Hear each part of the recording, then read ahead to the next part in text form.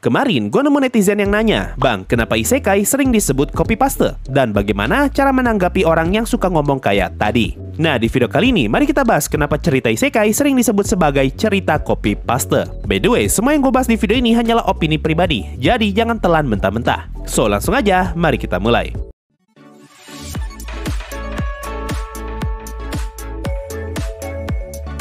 Pertama-tama, kita harus tahu sebuah istilah yang dinamakan trope. Kalau berdasarkan situs TV Tropes, trope adalah alat atau konvensi dalam bercerita. Dengan trope, pencerita bisa menggambarkan situasi yang penonton bisa kenali karena sudah pernah melihatnya di cerita lain. Trope juga bisa disebut sebagai cara cerita disampaikan oleh pencerita. Kalau menurut Wikipedia, trope adalah istilah untuk majas. Istilah ini telah berevolusi untuk mengidentifikasikan tema atau perangkat yang terlalu sering digunakan. Trope juga bisa berarti konvensi, plot trick, setup, struktur naratif, dan juga tipe karakter secara bersamaan.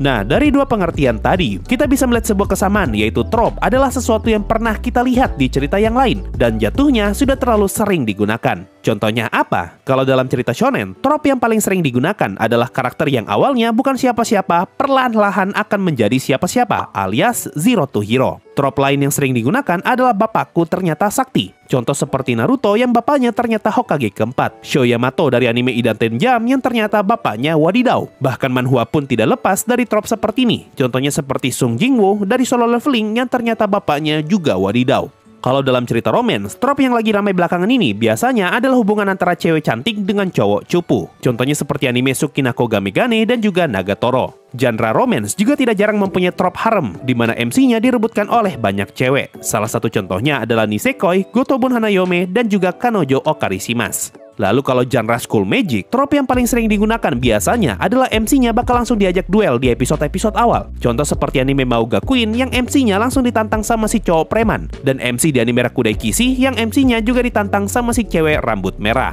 Manhwa Korea pun tidak lepas dari trope juga. Contoh dalam manhwa Hunter, trope yang paling populer yaitu MC-nya ternyata adalah returner. Contohnya seperti Leveling with Gods dan SSS Suicide Class Hunter. Trope lain yang paling populer dalam manhwa Hunter adalah si MC punya kekuatan Necromancer. Contohnya seperti Solo Leveling dan Lone Necromancer.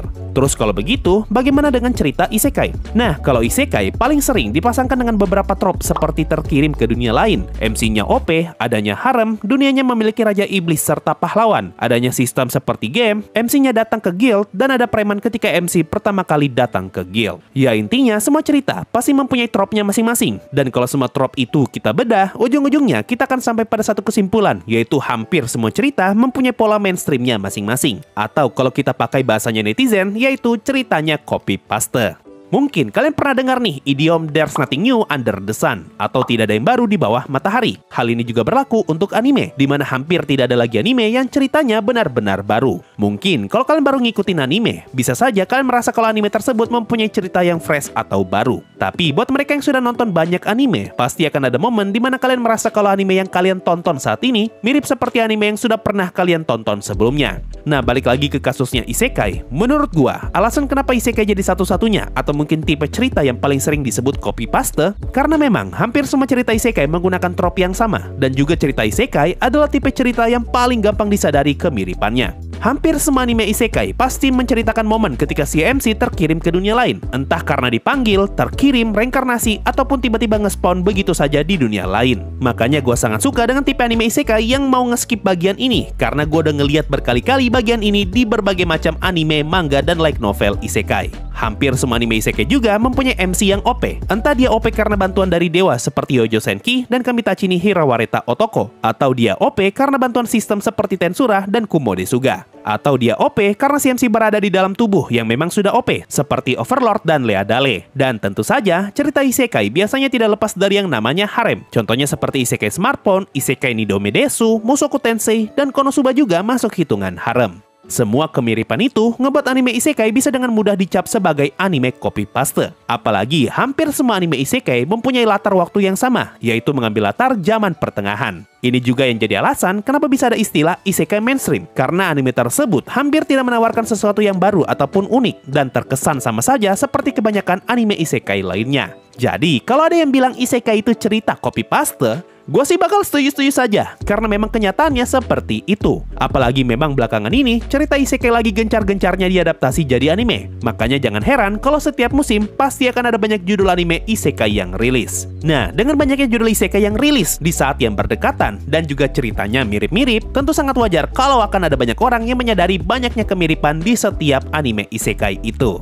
Nah, kalau kalian pengen nonton anime isekai yang tidak copy paste, saran gua hindari cerita isekai yang mainstream dan hanya nonton anime isekai yang judulnya besar. Tapi masalahnya, anime isekai yang anti mainstream itu tidak banyak. Jadi gua rasa sangat sulit untuk nyari anime isekai yang ceritanya tidak copy paste. Apalagi kalau kalian sudah nonton semua judul anime isekai besar, itu sih makin susah lagi. Cuma gini, menurut gua ya, ketika kalian suka sama sesuatu, gua yakin kalian pasti bakalan mencari sesuatu yang mirip dengan apa yang kalian sukai. Dalam kasus ini adalah anime. Kalau kalian sudah suka dengan anime, kalian pasti bakal nyari judul anime lain. Dan kalau kalian sudah suka dengan satu genre tertentu, kalian juga pasti bakal nyari judul anime dengan genre yang serupa. Inilah yang jadi alasan kenapa banyak orang yang suka banget minta rekomendasi, entah rekomendasi secara umum ataupun rekomendasi yang spesifik. Ini juga yang jadi alasan kenapa ada banyak banget judul manhwa hunter, kenapa ada banyak banget judul anime isekai, dan kenapa juga ada banyak banget anime romance yang nyeritain tentang karakter cowok cupu dan cewek cantik. Yaitu karena kita pasti akan mencari sesuatu yang serupa dengan apa yang sudah terlanjur kita sukai. Dan hal itu dimanfaatkan oleh para penulis cerita, dan lahirlah banyak cerita yang serupa. Sama halnya dengan anime isekai. Ketika gue merasa suka dengan anime isekai, gue sih pasti bakal nyari judul anime isekai lainnya yang punya jenis cerita serupa. Mau orang bilang kalau selera gue copy paste, gue kagak masalah. Karena ngapain juga kita dengar opini orang lain terhadap apa yang kita sukai. Jadi kalau gue ditanya nih, bagaimana cara menanggapi komentar seperti itu? Ya jawabannya simple, gak usah pusing. Ngapain kita urusin selera orang? Lagi pula tidak ada yang salah kalau kalian suka nonton sesuatu yang dianggap copy paste. Tapi kalau kalian pengen ngajak orang itu tukar pikiran, coba kalian nanya orang itu, kira-kira apa judul anime yang paling dia sukai? Contoh, misalnya orang itu sebut anime Kimetsu no Yaiba, artinya kalian hanya perlu ngebedah apa saja trope yang ada di dalam anime Kimetsu no Yaiba. Contoh, 1. Kimetsu no Yaiba bercerita tentang pertarungan iblis melawan pemburu iblis. Nah, coba cari, sudah berapa banyak anime dengan trope seperti itu, di mana ada sosok jahat semacam iblis melawan sekelompok orang yang ingin menghabisi sosok itu. Kalian pasti bakal ketemu dengan anime Shingeki no Kyojin, di mana awalnya bercerita tentang pasukan anti-titan melawan titan. Kalian juga bakal ketemu dengan anime Ao no Exorcise, Sousei no Onmyoji, dan juga Jujutsu Kaisen. Kedua, di Kimetsu no Yaiba, bapaknya Tanjiro ternyata sesuatu. Berarti sama dengan judul-judul anime yang sudah gue sebutkan di awal, di mana bapak mereka ternyata sakti. 3. Di Kimetsu no Yaiba juga, Tanjiro awalnya bukan siapa-siapa. Pelan-pelan dia jadi orang yang bakal bisa ngelawan Muzan. Berarti, salah satu trope yang digunakan anime Kimetsu no Yaiba adalah Zero to Hero. Sama juga seperti judul anime yang sudah gue sebutkan di awal. Dan seterusnya, sampai akhirnya kalian bakal nemu banyak kemiripan di anime Kimetsu no Yaiba dengan anime yang lain. Lalu, coba tanya orang tadi, apakah dia setuju kalau anime Kimetsu no Yaiba atau anime shonen pada umumnya juga termasuk anime copy paste? Kalau tidak setuju ya sudah, kalau setuju ya sudah. Emang kita mau ngapain coba? Emangnya apa yang bakal terjadi kalau orang itu terima ataupun tidak terima dengan apa yang kita sampaikan? Tidak ada kan? Sesimpel itu sih kalau gua. Kalau menurut kalian gimana nih? Apa pendapat kalian soal topik isekai anime copy paste? Dan apa yang akan kalian lakukan kalau ketemu orang yang suka ngomong kayak tadi? Coba kasih pendapat kalian nih, gue pengen baca. Dan tolong koreksi gue kalau ternyata ada yang salah gue sampaikan. Mungkin itu saja untuk video kali ini. Makasih semua sudah mendengarkan sampai di titik ini. Sampai jumpa di video berikutnya. Dan bye-bye para pecinta cerita copy paste.